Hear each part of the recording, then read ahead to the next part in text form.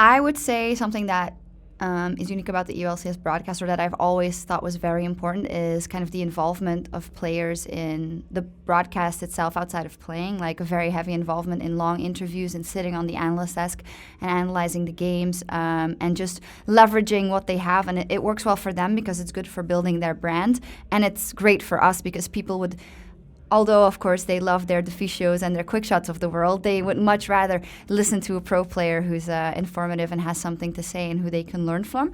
And I think the fact that we've continuously leveraged those players is something that's unique to us. Ooh, that's an interesting one. Huh. It'd have to be a bit of, yeah, there's a bunch of bittersweet ones because I feel like we had a lot of good players, like the old school mid laners, like Froggen, who we had recently visiting us, who went to America, and we kind of lost that strength when we had a big history of strong EU mid laners who have the story of Peke, which I think is a fantastic story, who have done so well, and now sadly, as said, bittersweet is not doing too well with his team.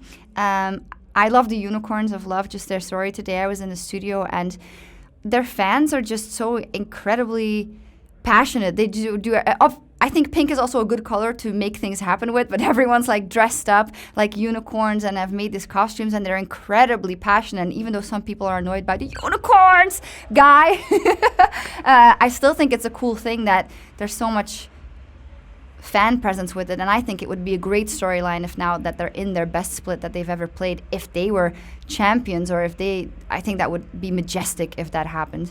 Yeah, no bias. Brazil. I am so excited for going to Brazil for MSI.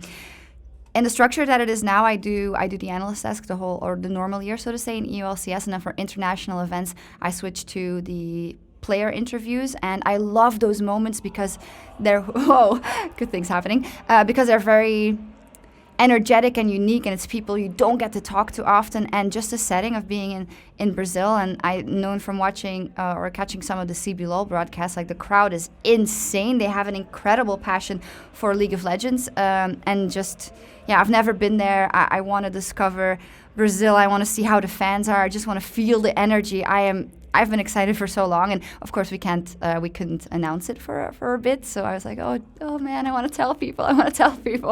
Yeah.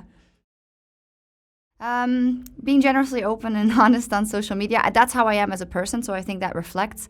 But I think what people sometimes have to realize is that, yes, I am very open on Twitter and on other forms of social media, because I do want to have a good connection with the people that know me and that follow me for a reason. But there is still a lot that I won't discuss, and then that I don't wish to discuss, and that it's a very conscious wall. I know how far I go, and I know how far I share, but there is... And I have to say that sometimes I transgress, and sometimes I'm like, oh dear, that was oversharing. Why did I do that? But I'm learning along the way. But it's definite, by being in this business for so long and how important branding is as well, sometimes I've spent a bit too much time on social media. So yeah.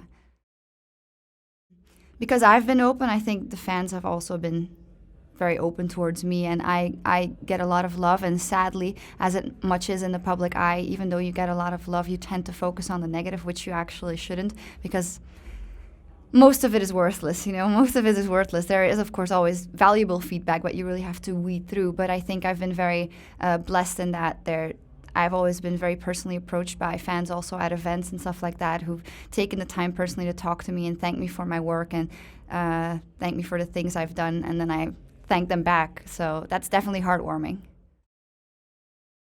I think people already know that I don't sleep very well, and that it is pinned on my Twitter for a reason, because I used to get so many remarks about it.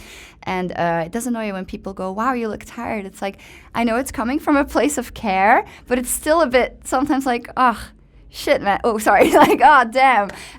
But that's something that I've been struggling with for so long. And I think people know that right now. Like, I have had insomnia since I was 3-4 years old, and night terrors. So it's definitely something that I live with. And I appreciate when people say, hey, have you tried this or that or this? But I've probably tried it. So it's for everyone that is struggling with it as well, I want to give them a big hug and say it's all going to be all right. Because once a week comes that night of full sleep that you're like, yes, 9 hours, I can do everything today. But yeah.